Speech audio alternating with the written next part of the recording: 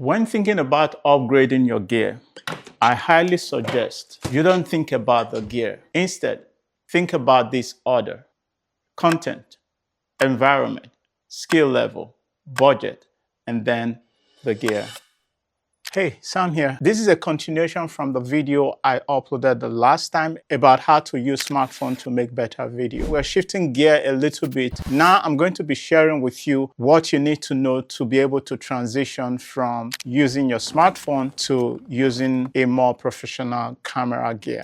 This video isn't about telling you what camera gear to buy. It's about giving you enough understanding so that when you do make that transition from using your smartphone, it's because you are fully ready, not because you feel behind or a YouTuber enticed you with some kind of fancy camera or camera gear. Well, this one's actually a vintage camera, but I love it. Right there. Now, before you upgrade or transition from your smartphone, there are a few things about camera that affect the quality of your video you need to know.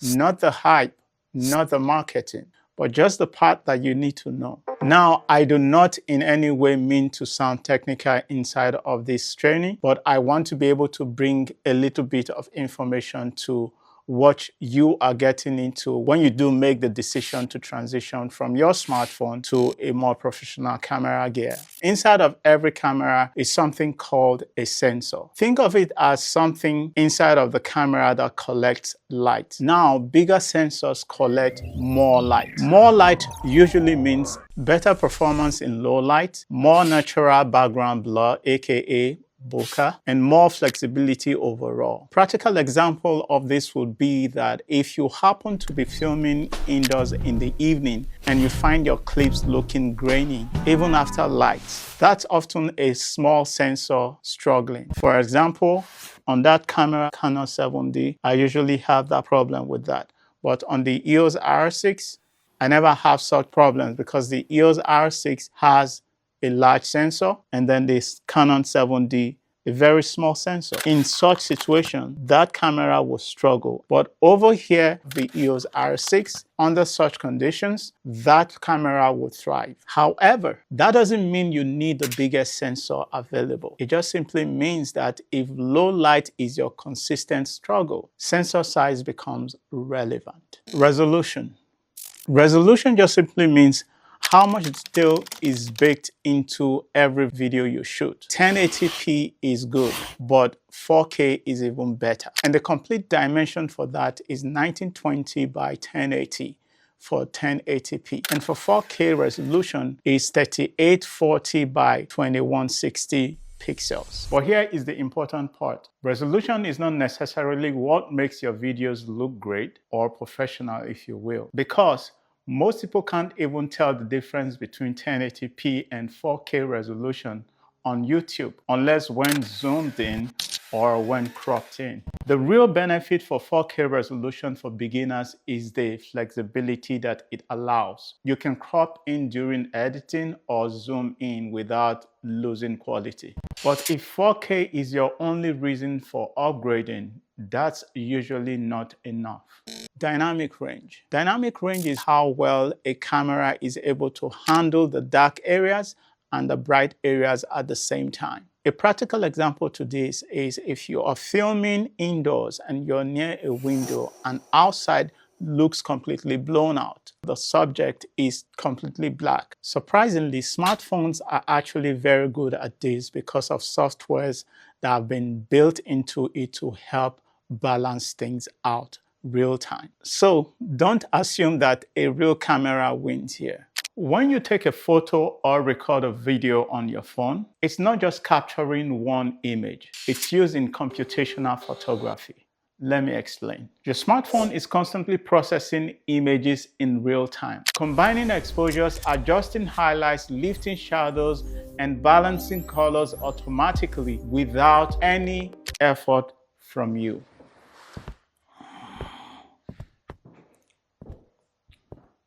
To put this in perspective, beside me here is a barn door with an opening, as you can probably see behind me. Outside is completely blown out, but my face here is well lit and properly exposed. To demonstrate this example, I'll readjust my camera settings. This time, the focus will be to expose for outside as opposed to exposing for my face. On my camera, I will simply drop my f-stop to 8.0. Now outside is properly now exposed, right? But my face here is pitch black. I'll bring the exposure on my face back. So I'll just bring everything back to 2.0 where it was before. At the same time, I'm going to put my phone here to the test. During this test, I'm going to attempt to walk through different light situations to go outside. Just to show you how the phone's camera will auto-adjust itself through the different light situations as we go outside, just because of the software built into it. Let's go.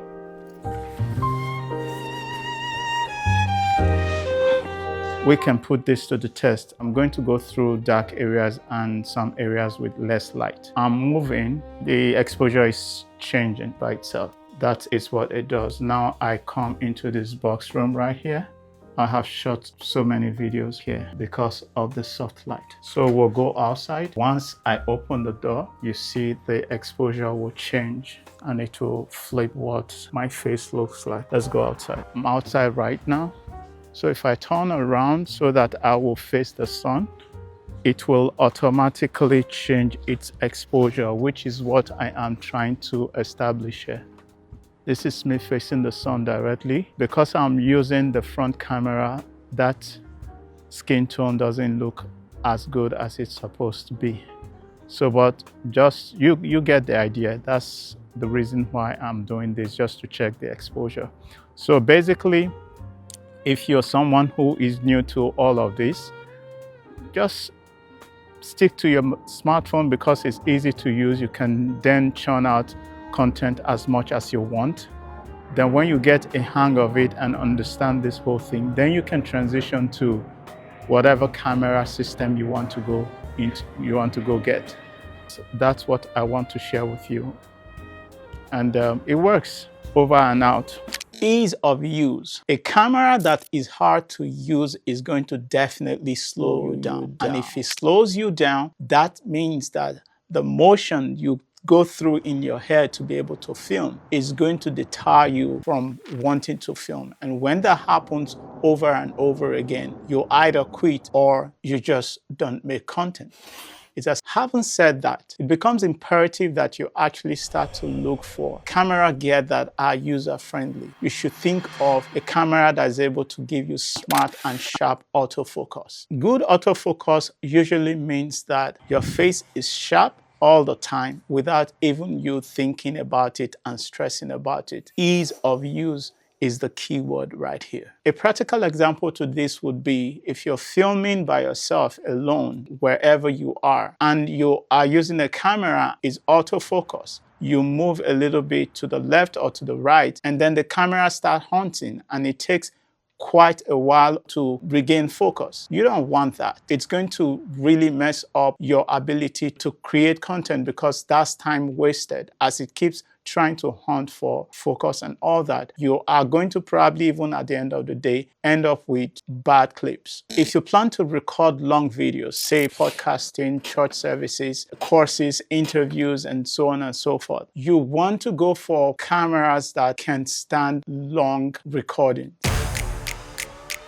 A practical example would be my EOS R6 here. It has a recording limit of 30 minutes. I recorded at 60 frames per second, using the 4K resolution. The camera overheated at about 25 minutes into recording and then shuts down. Sometimes I can work my way around it to be able to get 1 hour of consistent recording out of it. That's when I creatively do some other things by applying other devices to be able to push it beyond 30 minutes limit. External video recording monitors are a major solution when it comes to overheating and recording limits with these mirrorless cameras.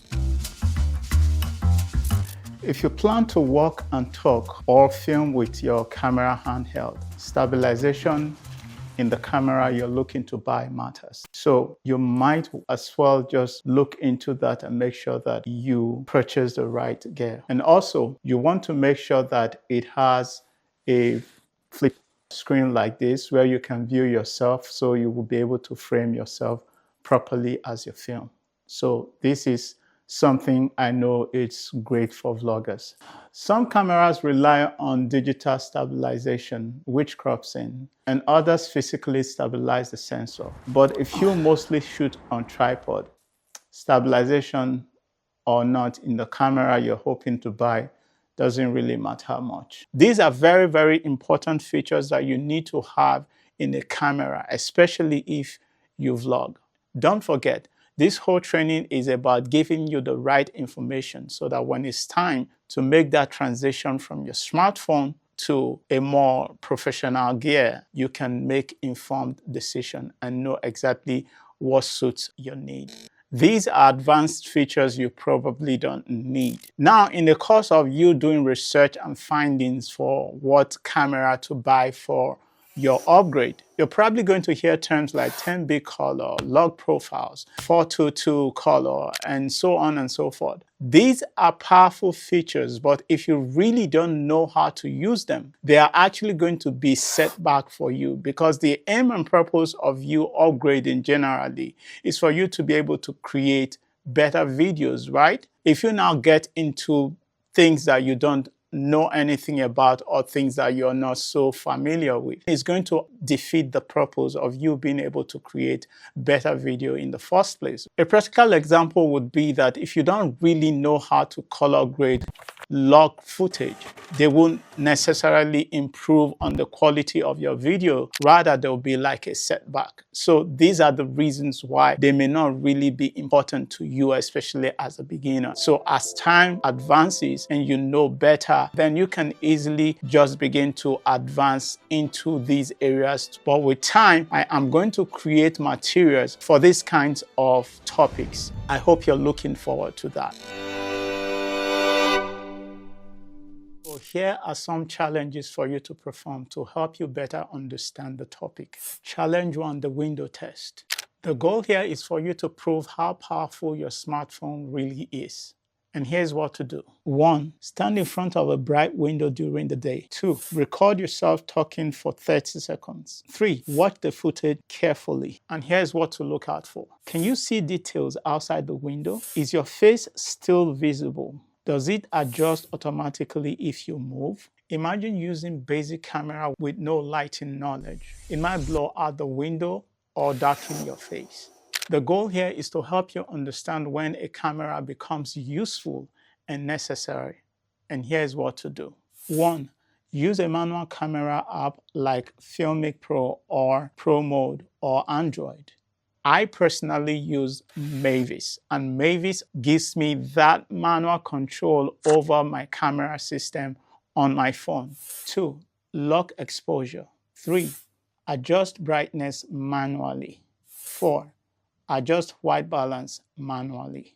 Now, if this feels confusing or frustrating, that's okay. That's what using a dedicated camera feels like at first. So you might as well start getting used to it gradually. This is basically the process you should be looking at before you do that transition. The real deal should be content, environment, skill level, your budget, and gear. Content. What are you actually creating? What's your style? Talking head videos, short films, music videos? Your content really determines what you need. Environment. From where are you filming? Small room, outdoors, under low light conditions? Your filming environment affects your lighting needs, lens choices, and camera performance generally. Arms stretched out, that's the whole room for you. Now this is a box room. Imagine this is the place where you shoot from, right? If you were to buy an 80mm lens, it won't work here. If you were to buy a 50mm lens, it won't work here either. That's why it is important to get the knowledge, which is the reason why I'm doing what I'm doing. Get the knowledge first, then you get the gear. All right? Skill level. How comfortable are you with manual settings? Are you still struggling with focus and exposure. If you're still struggling with this thing, the complexity of a professional camera might confuse you and it's going to slow you down eventually. Budget. How much can you afford to invest without pressure? Gear, in my opinion, should support your growth, not to stress you out financially. Gear. Only when you have answered these 4 questions within you honestly should you choose your gear. Because the right gear is not the most expensive gear. It is the one that solves your problem, the one that takes care of your situation, the one that meets your need. So when should you upgrade? You upgrade only when you know how to use what you have, how to adjust your settings every single time you want to film a video. You upgrade when you know where focus and focus control are on your current gadget. You upgrade when you can press record and feel confident to shoot another video. You can go from idea to filming in under 5 to 10 minutes. If it takes you 30 minutes to figure out where to put your phone and adjust things, upgrading or transitioning from using smartphone to a camera gear definitely won't fix that. As a matter of fact, buying a new camera gear might actually make things slower for you, thereby even adding to the frustration. This is it. On the next class, we're going to be talking about light settings. So click the next video. This is Sam. Peace.